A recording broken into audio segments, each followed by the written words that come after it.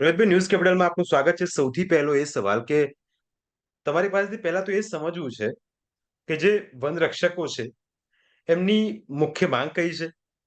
કયા એવા વિષયો છે જેના કારણે આ વનરક્ષકો અત્યારે હેરાનગતિનો સામનો કરી રહ્યા છે? વનરક્ષક ઉમેદવારો જે છે એમની મુખ્ય બે માંગો છે. હમ.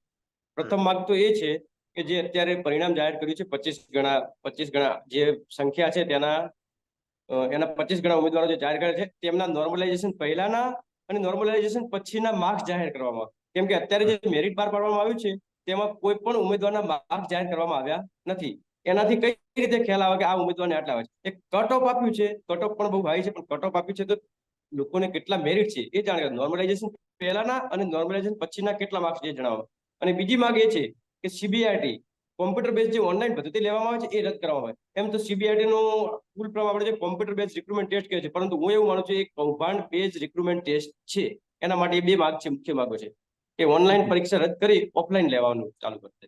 એટલે તમને એવું લાગે છે રોહિતભાઈ કે સિસ્ટમમાં ક્યાંક ખમી છે, અથવા તો એવું કઈ કારણ જવાબદાર છે જેના કારણે પરીક્ષા પદ્ધતિ એની સામે સવાલ ઉભા થઈ રહ્યા પરીક્ષા સામે સવાલો ઉભા થાય એના માટે એવું સરકારે કર્યું છે. ધારો કે પહેલા મેરિટ આપ્યું છે તો એમને કોને કેટલા માર્ક્સ આવ્યા એ જાહેર નથી કર્યા, ડાયરેક્ટ મેરિટ બહાર પાડી દીધું. પછી જયારે ઉમેદવારોએ આંદોલન કર્યું ત્યારે ખાલી માત્ર ને માત્ર 25 ગણા ઉમેદવારોનું લિસ્ટ જાહેર કર્યું છે કયા કયા ઉમેદવારો છે, પરંતુ એના માર્ક્સ કેટલા છે એ કોઈના જાહેર કર્યા નથી.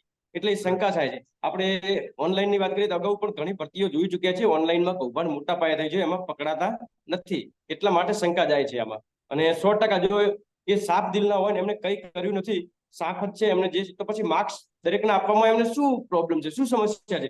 કારણ કે નોર્મલાઇઝેશન પહેલાના માર્ક્સ આપી દે, કે નોર્મલાઇઝેશન નતું કર્યું એની પહેલાના માર્ક્સ આપે, નોર્મલાઇઝેશન પછીના માર્ક્સ આપવામાં આવે. છે? હવે રોહિતભાઈ, એ સમજવાનો પ્રયત્ન કરીએ કે હવે આખા ઘટનાક્રમમાં જે ઉમેદવારો છે એમના હિતમાં નિર્ણય કેવી રીતે આવી શકે અને સરકાર શું કરી શકે જેનાથી આ જે વિવાદ છે એનો અંત આવી શકે? આના હિતમાં બે જ નિર્ણય છે. એક તો પહેલા સીબીઆરટી બેઝ જે પદ્ધતિ છે ને, કોમ્પ્યુટર બેઝ એ રદ કરી અને ઓફલાઈન પરીક્ષા લેવાવી જોઈએ. એક તો એ થવું જોઈએ. અને બીજું એ છે કે લોકોના માર્ક્સ જાહેર કર્યા, નોર્મલાઇઝેશન પહેલાના કેટલા માર્ક્સ હતા, નોર્મલાઇઝેશન પછીના કેટલા માર્ક્સ હતા, એના પરથી જે ડિફરન્ટ આવે છે એના પછી જ કહી શકીએ કે કઈ રીતે સંતોષી શકાય. જો વધારે પડતો ડિફરન્ટ હોય નોર્મલાઇઝેશન પહેલા અને પછીનો, તો એનો નિરાકરણ માટે સરકારે કઈક વિચારણા કરવી જોઈએ. કારણ કે પેપર હાર્ડ છે કે સહેલું છે એ તો કદાચ મંડળ જ નક્કી કર્યું છે. એટલે એના હાર્ડ પેપર હોય અને નોર્મલાઇઝેશન કરીને માર્ક્સ થોડા વધારે છે એ પ્રમાણે હોય છે. અને તમે ઓનલાઈન પદ્ધતિની વાત કરીએ તો કેટલા પ્રશ્નો ઓબ્જેક્શન વાળા હોય છે. અત્યારે તમે સીસી નું હમણાં આન્સર કે માં જે ફાઇનલ આન્સર કે આવી તેમાં 58 ઓબ્જેક્શન ગયા છે. વિચારો તમે, ઓનલાઈન 58 ઓબ્જેક્શન ગયા. હવે તો જો થોડા પ્રશ્નો રદ થાય, અને ફોરેસ્ટમાં તો 35 જેવા પ્રશ્નો તો રદ કર્યા છે, જેના કારણે તો ઉમેદવારોને અન્યાય થાય છે. એટલે જો એ નોર્મલાઇઝેશન પહેલાના અને પછીના માર્ક્સ જાહેર કરશે અને કોમ્પ્યુટર બેઝ સીબીઆરટી રદ કરી દેશે એટલે આપોઆપ પ્રશ્નનું નિરાકરણ આવી જશે. બિલકુલ. હવે મારે રોહિતભાઈ આપની પાસેથી એ સમજવું છે કે 823 જગ્યા હતી, એના માટે 4 લાખ કરતા વધારે ઉમેદવારો મેદાનમાં હતા, અને સરકારે પહેલા 8%, પછી 25%, અને હવે તમે કહી રહ્યા છો કે 40 ગણું એનું કટ ઓફ જાહેર કરવામાં આવે જેથી પૂરતો ન્યાય મળી રહે. પણ મારે સરળ ભાષામાં સમજવું હોય તો કટ ઓફ 8 થી લઈને 40% કરવામાં આવે, એમાં કયા પ્રકારનું પરિવર્તન આપણને જોવા મળી શકે?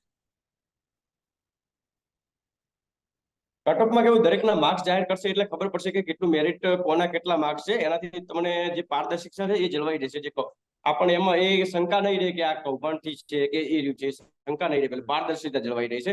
અને નોર્મલાઇઝેશન પહેલા કેટલા માર્ક્સ હતા અને નોર્મલાઇઝેશન પછી કેટલો ડિફરન્સ આવે છે ને, બંનેનો તફાવત કેટલો છે. કેમ કે અમુકને નોર્મલાઇઝેશન પછી ઘટ્યા હશે તો અમુકને વધ્યા હશે. મૂળ કેટલો છે, અમુકને 5 ગુણ વધ્યા છે, અમુકને 10 માર્ક્સ વધારવામાં આવે છે. એ કેટલો ડિફરન્સ છે ને એના પરથી ખ્યાલ આવી શકે છે. તો રોહિતભાઈ, અમારી સાથે ચર્ચામાં જોડાયા આપનો ખૂબ ખૂબ આભાર. આપનો સમય કિંમતી રાખ્યો અને અમારી સાથે જોડે આપનો આભાર રોહિતભાઈ. થેન્ક યુ રોહિતભાઈ. હા. મળીએ.